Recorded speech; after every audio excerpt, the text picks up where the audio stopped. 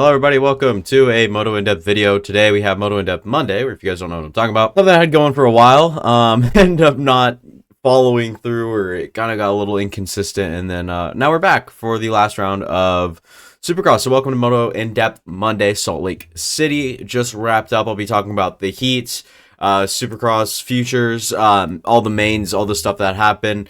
If you guys do find yourself enjoying the video, make sure to leave a like and also consider subscribing. It would mean a lot, and let's hop right into it. First things first, Hayden Deegan's heat win was really good. He was riding really well, really consistent, getting all the lines, had great speed. Hunter did end up beating him in the main, though, pretty convincingly. I don't think Hunter was trying too hard in that heat race, but Hayden Deegan still deserves some praise.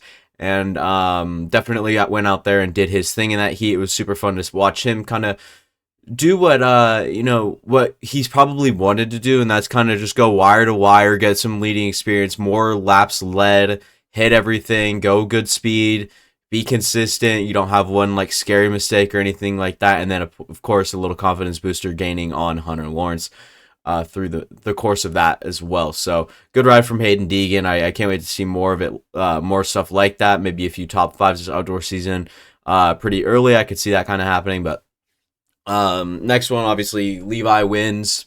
It just straight up Levi, good speed out front, beat RJ Hampshire. And once again, I don't think Jet Lawrence was trying too hard, kind of just getting into the main event was their big focus. So obviously did well there. And yeah, that's pretty much it. Obviously the Red Bull KTM guys didn't qualify. Volan and Vial don't qualify through the heat. I don't think Vial kind of belongs yet. It's might be a little rude to be said, or might be rude to say out loud. I don't think Vial gets Supercross now. His second nature's always been from the GP, so motocross is really where he might have his little his strides and whatnot. We'll see how he does. I expect him to do really well, but Supercross wise, I think just a little bit more practice. He still learns really quickly and whatnot. He is still a bit squirrely. We saw in that LCQ and whatnot, so kind of unfortunate for him, but looking forward to outdoors probably. But I can't imagine his confidence is too high right now, which is a little unfortunate. Maybe he finds a little bit of it on the little transition week we have here before motocross. Obviously AP also had his little get off in the heat where he kind of got a little bit of whiskey throttle. He was trying to rebound from those last, I think it was like 3 whoops. He kind of bounced and was going to go into the corner, lean a little further back. If any of you guys are dirt bike riders, you guys probably understand this. Is lean back and you hold on, right, and the throttle goes like this. So when you go like this, you guys can understand how that kind of lifts you up and off. So it is what it is. AP gave a little fun thing to watch there for the crowd for sure. We'll go ahead and transfer on over to the futures race that actually started the night off. Casey Cochran with the dub, obviously after the Daxton, Bennick and Bomer thing that they kind of had. It was good racing out front. They looked aggressive. I don't think those two really like each other too much, or they're just a lot of fire and a lot of the line that they really wanted to get. So it was really fun to kind of watch that start to happen. Daxton ended up, he knew Bomer was on his inside. He was going to try to get around the outside, so maybe Bomer doesn't time it right. Leaned a little bit over, high on the slippery berm. First time it's been rode through, and kind of washed. And then Bomer was probably going to go up and make an aggressive move, just kind of give maybe a little bit of some elbow grease there for sure, and kind of comes in and just bails as well. So both of them end up sliding out. Cochran out front. Bomer then had another issue, another crash. Not some idiot, but some guy that just kind of knocked him out of his rut. Got a little off track there for sure. And then I don't know quite what happened with this throttle. Hit the ground pretty hard, so Bomer wasn't, exactly, didn't have too good of a week for sure. And Daxton Bennick and whatnot had a good week. I think he finished top 5 or 6, somewhere around there. But yeah, Casey Cochran, congrats on the dub. Good for him. Went out there, did his thing. Super happy for him. 16 is an incredible age. He's younger than I am, which is crazy. I'm never used to watching anyone sports related under the age, or under my age, I should say. So fun to see. Good stuff coming for him, hopefully in the future and whatnot. So transfer right over on into the mains. We'll start the 250s. I want to talk about Jetson's awesome pass on RJ. RJ didn't deserve it, but I thought that it was quite fun to see Jet get his last. He got the last laugh at that one for sure. So Jet was quite fun. RJ's loss of balance after was also quite funny. He kind of gets a little squirrely trying to get up on off of that tabletop. So basically, Jet goes in, makes the pass, and RJ kind of rolls, and he's going to jump again, and gets a little squirrely with the back wheel, kind of tracks right, and then almost goes off the track, and it gave enough of a gap between Jet and him. And RJ also said like he's lucky that he had that little gap there. He gave me just enough to the point where RJ couldn't retaliate. And he's like, I would have, like, he would have gone he would have gone past the limit for sure. But you could tell just by the way that Jet was riding. He wanted RJ. I'm pretty sure he was waiting for the right time because I think Stewart said it. He wanted to make sure that he passed him before RJ could retaliate, so he was looking for that right spot. And I think with enough contact in that corner, Jet knew he could kind of break away and take maybe another inside. So Jet was kind of pacing for a couple laps and then really put it on. And then Jet was really good when it came to actually passing RJ. And then Levi was kind of just sitting there in third. He wasn't quite up there with the top guys, and he was not even close to fourth. So Levi, that was really good speed to see. Hopefully he can transition that into the outdoors, maybe a little bit of confidence for him, knowing that he can run up there with a guy like RJ Hampshire, not too far off the pace with Jet Lawrence, but obviously not right there. But Levi just kind of bona fide third place guy in that one, a West main event, or I guess, yeah, West podium, I guess. So that was fun to see. Next thing we talk about over here is Hunter's bad start and unlucky race, and unlucky start to the race.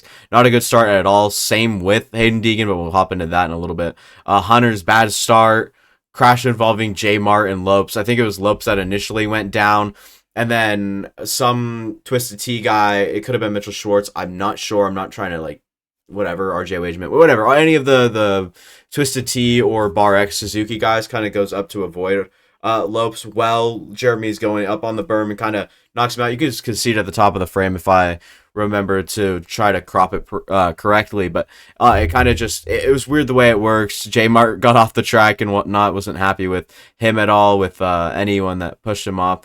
So not fortunate for those Club MX guys. I was looking for Lopes to have a really good ride here soon. Didn't end up happening before the Supercross season's over. I'm interested to see how he kind of continues his course that he's on right now. Team-wise as well, he might get some interest from some of the better teams out there. I could see Pro Circuit Kawasaki especially going after that one. If not, I'm sure someone else or a few other people might have a little bit of interest. But he likes Club MX, I know that, so we'll see what happens there. Deegan also didn't get a good start at all. He wasn't dead last, but he was in the back of the pack for sure. But he moved through the field really well. He got past Hunter. I think he got past Hunter when he was doing the little thing, or got next to him at least, and then made it through the field quite well with Hunter right behind him. So it was quite fun. Deegan had a good 2.5 seconds or so, cased the big triple, had a little mistake, and then that allowed Hunter to close up very next lap and got close enough to actually make the pass for 7th. Hunter closed up on Anstie and Jordan Smith there for 5th and 6th towards the end of this main last lap effort, I think, or last couple laps. And Anstie tries to go for Jordo. Doesn't really happen for him. Hunter takes advantage, gets past Anstie, finishes 5th, or 6th, my bad. And so that was quite the 250 main event. It wasn't as exhilarating as anyone thought. A lot of guys that just kind of stayed in the same place that they started. So good stuff there from the 250s. Nothing else really to say. We can move on to the 450s, starting off first lap, not even through. Kenny's crash, obviously that was a little bit scary. Hyperextended. He said he's never dealt with a knee injury before, didn't know what to expect, didn't know what was happening, didn't know what it felt like, didn't whatever, felt sharp pain immediately. He goes, absolutely hyperextended my knee. I thought that was a fun quote to kind of write down. That one was really funny to watch, as well as he obviously not funny, right, but good to see him still. He was up limping, walking. It was a good sign. It wasn't anything crazy, and I think that he should be good. He's not going outdoors. It looks like he's going to World Supercross. It's a little unfortunate. Was looking forward to see him race outdoors and probably contend for a top 3 spot in that championship. And I don't know. We'll see what happens with his future, if he makes any impact. Obviously, I think he'll win it all with World Supercross. So I don't know. We'll look ahead in the main event. Chase out front, built a big gap early. Wasn't a big deal. Just got out front, got out in front of everyone, just did his thing, got about 3.5, 4 seconds early, kind of just started to put on that clinic. Justin Hill in AP7, Aaron Plessinger was riding well after an okay start, starting about 6th and 7th, 7th, 8th, whatever, the back half of the top 10. They kind of just didn't start too well, and then they started riding really well. Aaron Plessinger ended up passing Adam Cianciarillo with about 9 minutes in for second place. Justin Hill was just right behind them, probably about 1.5 seconds, 2 seconds off. Hill finally made it past AC for third. This one was not a fun main event at all. It kind of was just very slow, boring. There was about 3 passes worth noting and anything, so is what it is. We can't get a great race every week. Chase Sexton is your 2023 Supercross 450 champion. A really, really, really good season from him. I think he deserves every little bit of it. You guys can argue with that down in the comments below. But yeah, this was fun. Yeah, I don't know. I don't know what else to really say. I feel like I've covered everything I need to. If you guys have anything else, any video ideas, anything you guys want me to comment, talk about, anything, let me know in the comments down below. I'll be more than happy to make some videos for you guys. So that'll be all for me. Thank you guys for watching. I do appreciate every single one of you. I'll remind you again to like and subscribe if you guys did enjoy, and that'll be all. See ya.